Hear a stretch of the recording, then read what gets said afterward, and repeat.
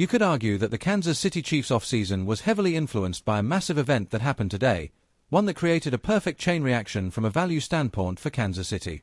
Today, we're breaking down why that moment matters, how it impacts the rest of the Chiefs' off-season plans, and why the reaction from fans might have been a bit overblown. We'll talk about Travis Kelce's surprising contract announcement, concerns about a potential draft target at pick number 9, and why one major deal around the NFL may have helped the Chiefs land Kenneth Walker. Let's start with the story that had everyone talking. Earlier today, the football world nearly melted down when it was announced that Travis Kelce signed a 3-year deal worth $54 million, up to $57 million. At first glance, that number shocked a lot of fans. But here's the reality: the structure of the contract is very different from the headline. In truth, this is essentially a 1-year deal worth $12 million, with incentives that could push it up to $15 million. The rest of the contract includes what are essentially dummy years designed to help manage the salary cap.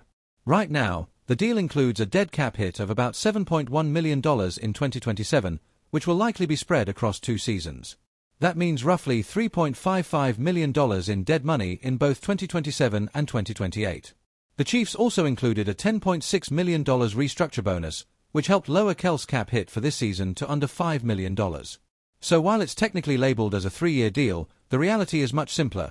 It's a creative contract designed to avoid traditional void years while still providing cap flexibility. But there may be another reason the deal was structured this way. And this is where things get interesting.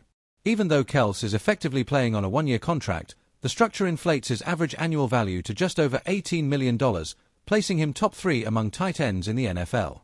That's significant. If Kelce had signed a simple $12 million deal, his APY would have ranked around 10th at the position, which would have dragged down the tight end market.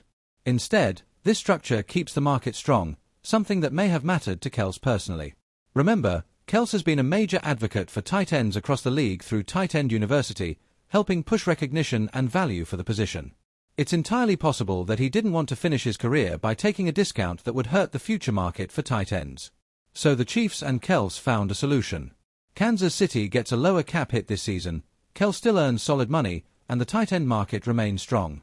A win-win situation. And considering the salary cap rises every year, the small amount of future dead money won't be a major problem. Now let's shift to another big development around the league. Because today we also saw the highest-paid wide receiver in NFL history. Seattle Seahawks star Jackson Smith-Njigba signed a 4-year extension worth $168.6 million, with over $120 million guaranteed. That gives him an average annual value of $42.15 million, surpassing Ja'Marr Chase as the highest-paid receiver in football. But the timing of the deal is what really matters.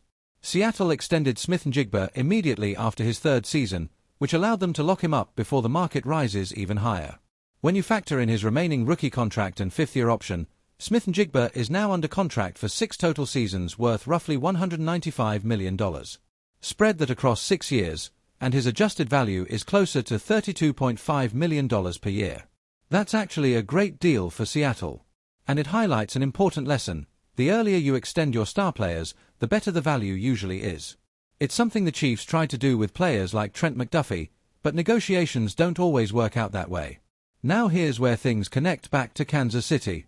Because this deal, and Seattle's overall roster decision,